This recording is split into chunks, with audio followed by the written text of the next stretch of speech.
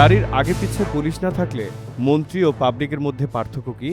আমাদের দেশে পুলিশ নিয়ে চলাচল মন্ত্রিত্বের বাহাদুরি ফলানোর দৃশ্যমান ব্যবস্থা বহুদিন ধরে চলমান।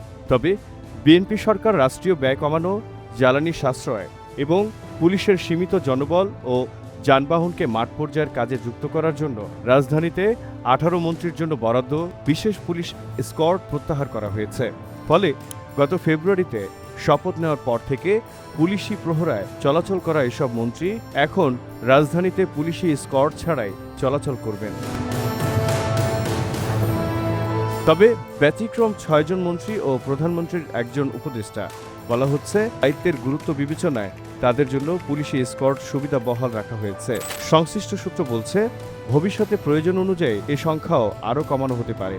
স্বরাষ্ট্র মন্ত্রণালয়, পুলিশ সদর দপ্তর ও ঢাকা মহানগর পুলিশ ডিএমপির একাধিক সূত্র মতে প্রধানমন্ত্রীর অভিপ্রায়ে স্বরাষ্ট্রমন্ত্রীর নির্দেশে গত সপ্তাহ থেকে ধাপে ধাপে এই সিদ্ধান্ত কার্যকর করা হচ্ছে।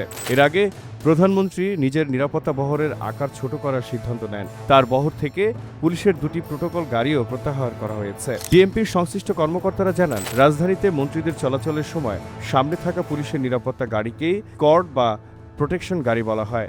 প্রতিটি স্কোয়াড গাড়িতে 5 সদস্যের একটি পুলিশ দল দায়িত্ব পালন করেন। নতুন সিদ্ধান্তের ফলে 18 মন্ত্রীর স্কোয়াড প্রত্যাহার হওয়ায় প্রায় 90 পুলিশ সদস্য এ দায়িত্ব থেকে অব্যাহতি পাচ্ছেন। এর আগে মন্ত্রীদের স্কোয়াডে 120 জন পুলিশ সদস্য দায়িত্ব পালন করলেও এখন এ সংখ্যা কমে দাঁড়িয়েছে 30 থেকে 35 জনে। একই সঙ্গে স্কোয়াডে ব্যবহৃত গাড়ির সংখ্যা 25টি থেকে কমে 7টিতে নেমে এসেছে। দায়িত্বমুক্ত জনবল ও যানবাহন পুলিশের নিয়মিত আইন শৃঙ্খলা রক্ষা কার্যক্রমে ব্যবহার করা হবে। স্কোয়াড সুবিধা প্রত্যাহার করা মন্ত্রীরা হলেন ধর্মমন্ত্রী কাজী শাহ মোফাজ্জল হোসাইন কাকবাদ, পরিবেশ, বন ও জলবায়ু পরিবর্তন বিষয়ক মন্ত্রী আব্দুল আওয়াল মিন্টু, মুক্তিযোদ্ধা বিষয়ক মন্ত্রী আহমেদ আজম খান, সংস্কৃতি মন্ত্রী নিতাই রায়চৌধুরী, ভূমি মন্ত্রী মিজানুর রহমান মিনু, বেসামরিক বিমান পরিবহন ও পর্যটন মন্ত্রী আফরোজা খানম, শিল্প, বস্ত্র, পাট ও বাণিজ্য মন্ত্রী খন্দকার আব্দুল মুক্তাদির, শ্রম ও কর্মসংস্থান ও বৈদেশিক কর্মসংস্থান মন্ত্রী আরিফুল হক, তথ্য ও সম্প্রচার মন্ত্রী জহির উদ্দিন স্বপন, কৃষি, মৎস্য ও প্রাণী সম্পদ মন্ত্রী মোহাম্মদ আমিনুর রশিদ, পানি সম্পদ মন্ত্রী মোহাম্মদ শহীদ উদ্দিন চৌধুরী অ্যানি, দুর্যোগ ব্যবস্থাপনা ও ত্রাণ মন্ত্রী আসাদুল হাবিব দুলু, আইন, বিচার ও সংসদ বিষয়ক মন্ত্রী মোহাম্মদ আসাদুজ্জামান, গৃহায়ন ও গণপূর্ত মন্ত্রী জাকারিয়া তাহের, শিক্ষা, প্রাথমিক ও গণশিক্ষা মন্ত্রী ডক্টর আনম এহসানুল হক মিলন, স্বাস্থ্য ও পরিকল্পনা মন্ত্রী সর্দার শাখাওয়াত হোসেন, ডাক, টেলিযোগাযোগ ও তথ্য প্রযুক্তি মন্ত্রী ফকির মাহবুব আনাম এবং সড়ক পরিবহন, সেতু, রেলপথ ও নৌ পরিবহন মন্ত্রী শেখ রবিউল আলমের।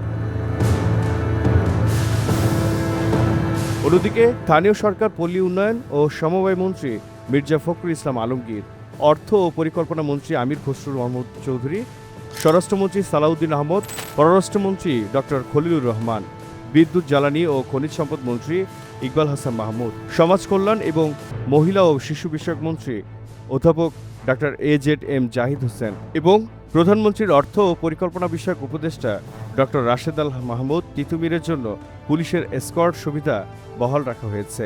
এর মধ্যে পররাষ্ট্রমন্ত্রী এবং প্রধানমন্ত্রীর অর্থ ও পরিকল্পনা বিষয়ক উপদেষ্টা ছাড়া অন্য 5 মন্ত্রী বিএনপির সর্বোচ্চ নীতি নির্ধারণী ফোরাম জাতীয় স্থায়ী কমিটির সদস্য।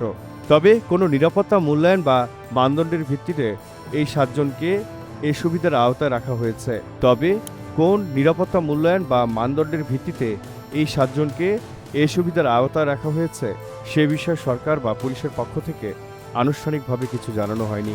তবে সংশ্লিষ্ট সূত্র বলছে, প্রয়োজনীয় নিরাপত্তা মূল্যায়নের ভিত্তিতেই এই সিদ্ধান্ত নেওয়া হয়েছে। ভবিষ্যতে পরিস্থিতি বিবেচনায় এই 7 জনের মধ্য থেকেও স্কোয়াড কমানো হতে পারে। রাষ্ট্রীয় ব্যয় ও জ্বালানি খরচ কমানোর পাশাপাশি পুলিশের যানবাহনের দীর্ঘদিনের সংকট এবং ভিআইপি প্রোটোকলের বহর ছোট করার সরকার নীতিও এই সিদ্ধান্তের পেছনে ভূমিকা রেখেছে। পাশাপাশি রাজধানীর যানজট কমাতেও এই উদ্যোগ ইতিবাচক প্রভাব ফেলবে বলে মনে করছেন সংশ্লিষ্ট কর্মকর্তারা।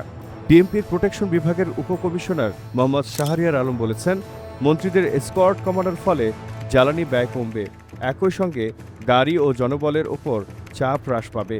এতে রাজধানীতে নিয়মিত পুলিশি কার্যক্রমে অতিরিক্ত জনবল ও যানবাহন ব্যবহার করা সম্ভব হবে।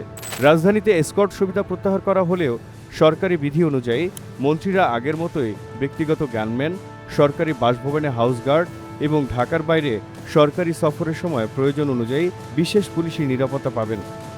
বাংলার জানালায় জহিরুল ইসলাম।